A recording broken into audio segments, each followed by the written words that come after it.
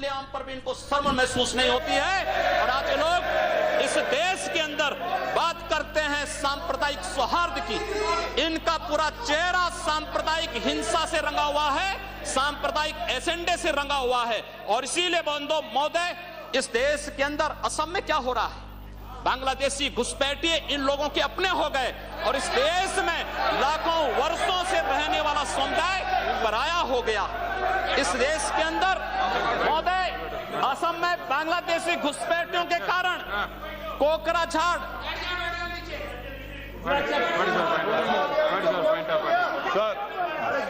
Sir, which rule? What you want to answer? Under Rule 376, sir, the honourable member, while giving statement in his speech, he mentioned about communal rights.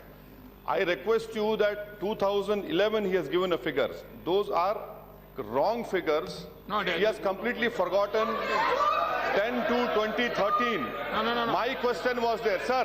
You cannot give wrong figures. Gujarat was the highest number followed by Madhya Pradesh. I have my question over here answer. I request you to check the records. Please. Sir, Please take it. Please. Say. No. Please. See, unmute my leg. Say, on my leg, please. See, the member is speaking and giving some figures. You are disputing that figures. No. In your speech you can say there is no ruling. They are not out of. During your speech you can speak. You reply that. During your speech you can counter it. Not when your term comes. You at that time can dispute it. You continue. You can nothing will counter it. उपाध्यक्ष महोदय,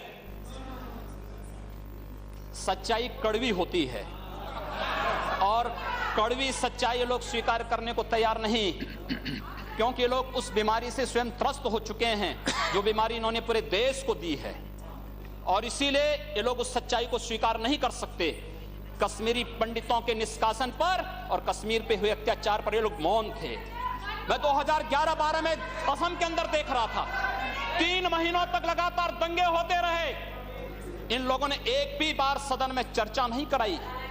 असम जलता रहा और तो और कांग्रेस के लोग एक बार तो असम के ही मुख्यमंत्री को कटघरे में खड़ा कर दिया कि इन्होंने बोडो लोगों के बारे में कैसे बोल दिया। अरे बोडो वहां का नागरिक है, उसके बारे में नहीं बोलेंगे, किसके बारे में बोलेंगे? लेकिन ये लोग बांग्लादेशियों घुसपैठियों की वकालत करते हैं और बांग्लादेशी घुसपैठियों की वकालत करते हुए इन लोगों ने पूरे बांग्लादेश, पूरे पूर्वोत्तर के भारत का जो समीकरण बदला है। महोदय, असम के अंदर आज कोकराझार, धुबरी, चिरांग और बरबेटा जिले जो हिंसा की सर्वाधिक चपेट में हैं, वे सर्वाधिक चपेट में जो जिले हैं वे इसलिए हैं क्योंकि बांग्लादेशी घुसपैठी वहां पर आकर के जमीनों पर कब्जा किए हैं। इन लोगों ने वर्क परमिट के साथ साथ उनके राशन कार्ड बनाए हैं और बेश्रमी के साथ, देश के साथ खिलवाड़ इन्होंने वहां पर उनके माध्यम से करवाया है।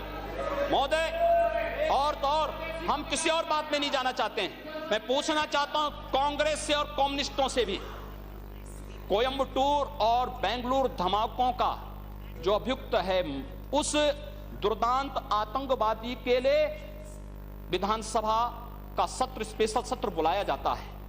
दोनों दल एक साथ मिलकर के अपील करते हैं कि उसको छुड़वाओ। ये क्या सेकुलर, क्या यही सेकुलर है? क्या इनका यही सेकुलर एजेंडा है? क्या यही इस देश में यही सेकुलरिज्म है? और इस देश के अंदर महोदय, इस देश के अंदर क्या हुआ था हम भूले नहीं।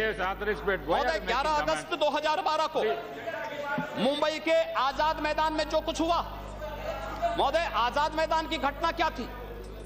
आजाद मैदान में रोयांग मुस्लिम जो बर्मा में थे उनके बीच में और वहां के बौद्धों के बीच में वहां पर हिंसा हुई, दंगे हुए। ये मामला म्यांमार का है, भारत का नहीं। लेकिन म्यांमार की घटना में दंगा कहां होता है? आजाद मैदान मुंबई में। ये लोग मौन रहते हैं, वहां शहीद स्मारक तोड़ा जाता है, पुलिस के जवानों को मारा जाता है, मीडिया कर्मियों को मारा जाता है। उनके साथ साथ पुणे में दंगे हुए, उनके साथ उत्तर प्रदेश के अंदर बरेली में, लखनऊ में, कानपुर में, इलाहाबाद में दंगे हुए। ये लोग मौन रहे, इन लोगों ने कभी उस पर आवाज नहीं लगाई, ये लोग मौन रहे उस घटना पर। ये वही लोग हैं जो आजाद मैदान की घटना पर मौन थे और बाबा रामदेव पे, उन सत्याग्रहियों पर ये लोग रामलला मैदान पे लाठी चार्ज करके बेशर्मी के साथ वंदे मातरम का गान करने वाले लोग, करने वाले देशभक्तों पर लाठी चार्ज करते हैं। ये लोग देश के अंदर सांप्रदायिक हिंसा की बात करते हैं। सांप्रदायिक हिंसा किसने फैलाई है? कौन फैला रहा है इस देश के अंदर? कौन इस देश के अंदर सच्चर कमेटी के नाम पर समाज को बांटने का कार्य कर रहा है? इन लोगों ने सांप्रदायिक आधार पर 1947 में देश को बांटा है और आज पुनः देश को बांटने की साजिश के तहत पाकिस्तान के एजेंडे पे ये लोग कार्य कर रहे हैं। और इसलिए महोदय, जब उत्तर प्रदेश के अंदर की जो घटनाएं आई हैं, उन घटनाओं पर अगर आप नजर डालेंगे महोदय, जो घटनाएं हुई हैं, उन घटनाओं के बारे में अगर मैं आपके सामने रखूं तो घटनाएं अपने आप में चौंकाने वाली घटनाएं हैं। और वे चौंकाने वाली घटनाएं कितनी खतरनाक हैं। Sir, Rule 380. I'm quoting. What is the point of order? No, I will ask. Rule 3. Sir. I am raising a point of order. While speaking, the member already made a defamatory statement. Yes. If the speaker is of the opinion that words have been used in debate which are defamatory or indecent or unparliamentary or undignified, he used the word that we already raised the issues of communal violence. We are not against anybody. We want a secularism to be maintained in this country.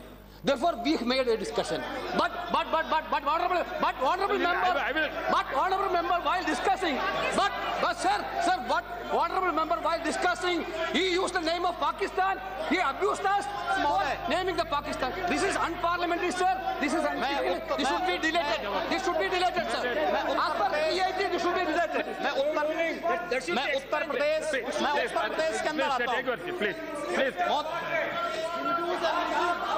It has to be decided. Please. The speaker has I have to give my ruling. He has been using the word Hindus and Muslims. Yeah. Saying. It is really against No, please. No, so you have raised certain objections. If any objections is in regard, that will go through and will explain you. Please continue. What do you have to say? उपाध्यक्ष महोदय, सांप्रदायिक agenda इन लोगों का है, हमारा नहीं।